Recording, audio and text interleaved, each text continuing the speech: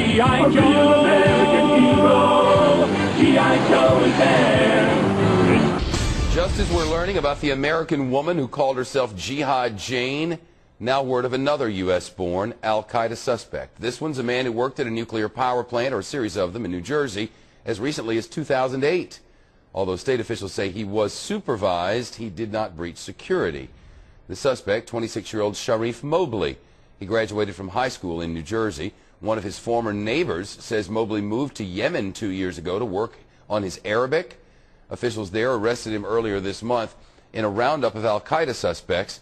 The officials say he tried to escape by killing a guard at a hospital.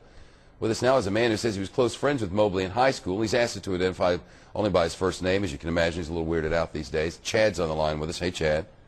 Hey, how's it going? What was this guy all about?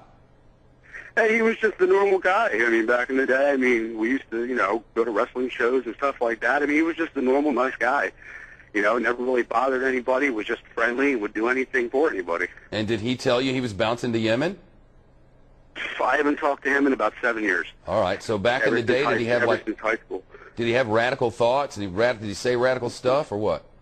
Not that I know of. I mean, he was just your normal guy. Like I said, I mean, we were high school kids, young and high school kids. We were all about, video games and girls and everything else. And it was kind of weird that, when I woke up the other morning, I saw his face all over the news. But you guys were pretty tight back in the day.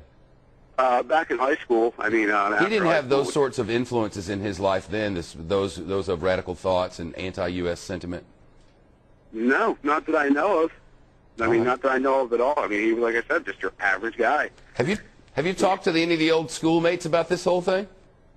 Well, we were all kind of shocked. I mean, we all kind of got our, started, talked about it a little bit here and there, and it was just kind of shocked. Because, like I said, I mean, he was just your, normal guy. We went out, we played football in the backyard and everything else, and it was kind of a shock to all of us. Did you know his family? What were they like? Absolutely the greatest people you'll ever meet. They're just, his parents and family is just the sweetest people you could be. And I mean, even though everything's going on the way it is, and, the only thing I can say is I really hope everybody just, prays for his family and everything, because his family are the sweetest people. Yeah, a real kick in the back, I tell you this. That's his house we're looking at there. Looks like they lived in a nice spot, not like they were hurting. No, I mean, like I said, they were the greatest people in the world. I mean, anything that you could ever want, they would do for you.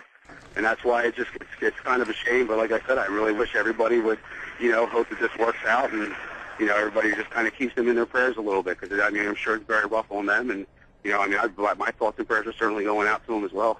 Because I do feel bad for somebody that, used to let me come into their home. Yeah. I can't imagine what they're going through right now. Yeah, for sure, especially if they didn't know anything about it. Chad, good luck there at the doctor's office. I know you got hard stuff going on yourself.